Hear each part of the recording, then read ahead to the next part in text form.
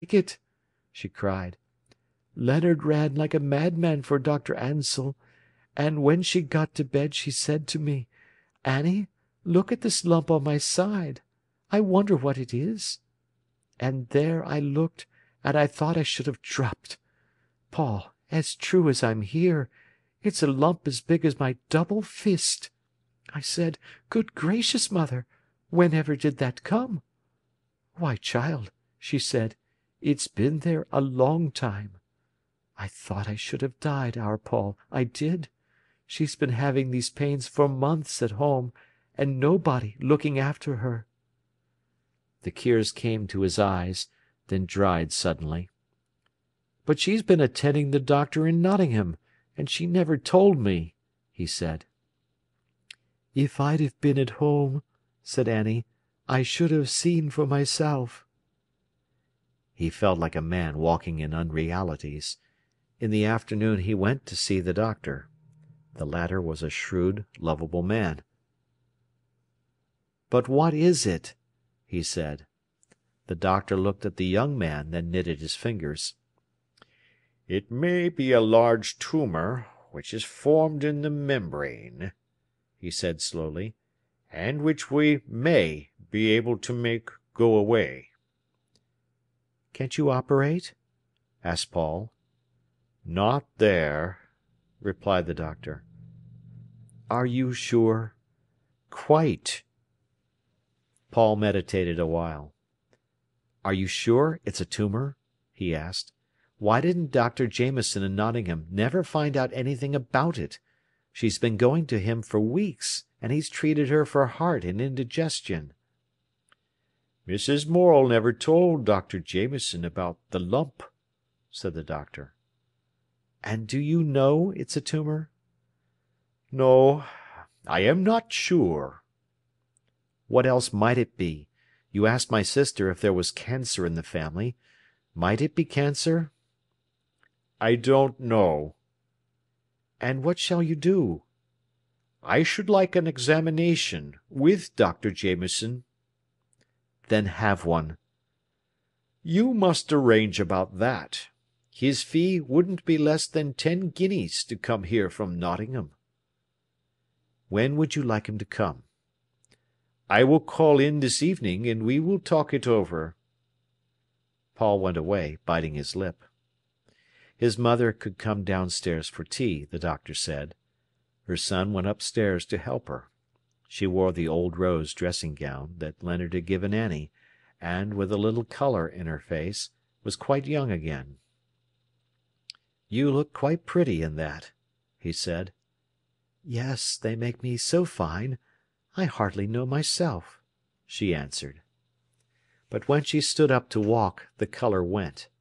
Paul helped her, half carrying her. At the top of the stairs she was gone. He lifted her up and carried her quickly downstairs, laid her on the couch. She was light and frail. Her face looked as if she were dead, with blue lips shut tight. Her eyes opened, her blue unfailing eyes, and they looked at him pleadingly, almost wanting him to forgive her. He held brandy to her lips, but her mouth would not open. All the time she watched him lovingly. She was only sorry for him. The tears ran down his face without ceasing, but not a muscle moved. He was intent on getting a little brandy between her lips.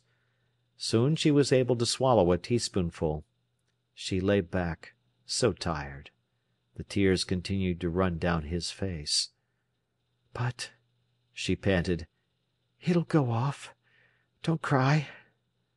"I'm not doing," he said. After a while she was better again. He was kneeling beside the couch. They looked into each other's eyes. "I don't want you to make a trouble of it," she said. "No, mother. You'll have to be quite still, and then you'll get better soon." But he was white to the lips, and their eyes as they looked at each other understood. Her eyes were so blue. Such a wonderful forget-me-not blue. He felt as if only they had been of a different colour he could have borne it better. His heart seemed to be ripping slowly in his breast. He kneeled there, holding her hand, and neither said anything. Then Annie came in.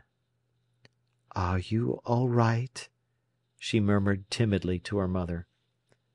"Of course," said Mrs. Morel. Paul sat down and told her about Blackpool. She was curious. A day or two after, he went to see Dr. Jameson in Nottingham, to arrange for a consultation. Paul had practically no money in the world, but he could borrow. His mother had been used to go to the public consultation on Saturday morning, when she could see the doctor for only a nominal sum. Her son went on the same day.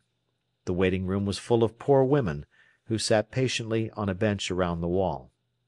Paul thought of his mother, in her little black costume, sitting waiting likewise. The doctor was late. The women all looked rather frightened. Paul asked the nurse in attendance if he could see the doctor immediately he came. It was arranged so. The women sitting patiently round the walls of the room eyed the young men curiously.